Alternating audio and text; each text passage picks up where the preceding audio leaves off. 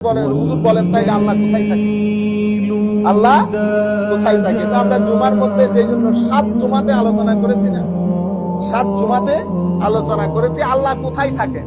ঠিক আছে, এই যে আল্লাহ যে কোথায় থাকেন বলতেছেন, এটা কেন বলেছেন? কারণ আপনি প্রিন্সিপাল আপনার কাছে ক্লিয়ার না। কেন? কারণ কোথায় কখন, কোথায় কখন এগুলা স্থানের সাথে সম্পৃক্ত, সময়ের সাথে সম্পৃক্ত। আপনি কোথায় জিজ্ঞেস করবেন যদি প্রশ্নটা কিসের সাথে সম্পৃক্ত হয়? স্থানের সাথে। কখন জিজ্ঞেস করবেন যদি প্রশ্নটা সময়ের সাথে সম্পৃক্ত হয়।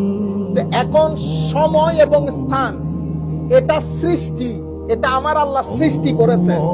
যেহেতু সৃষ্টি করেছেন তার মানে কি সৃষ্টির আগে এটা ছিল না, এটা পরবর্তীতে হয়েছে।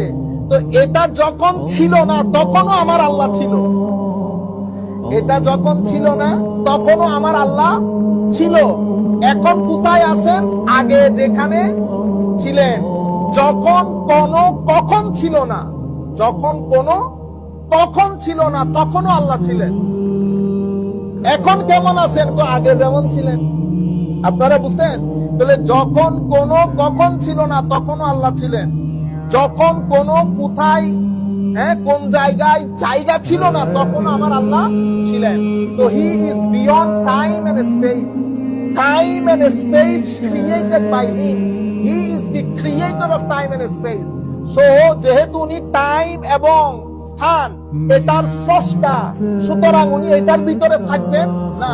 কারণ এটা সৃষ্টি, সৃষ্টির একটা শুরু আছে, একটা শেষ। যার শুরু আছে তার শেষ আছে। আল্লাহ বলে কাকে? তো স্রষ্টাকে। তো স্রষ্টা বলে কাকে? তো স্রষ্টা তাকে বলে যার কোনো শুরু, যার শুরু আছে সে কখনো স্রষ্টা হইতে পারে না।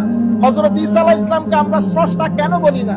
কারণ ঈসা আলাইহিস সালামের শুরু আছে, এটা আমরা সবাই বিশ্বাস করি। উনি হযরত মরিয়ম আলাইহিস সালামের মাধ্যমে জন্মগ্রহণ করেছেন। তো যার শুরু আছে উনি আর যাই হোক আল্লাহ হইতে পারে না।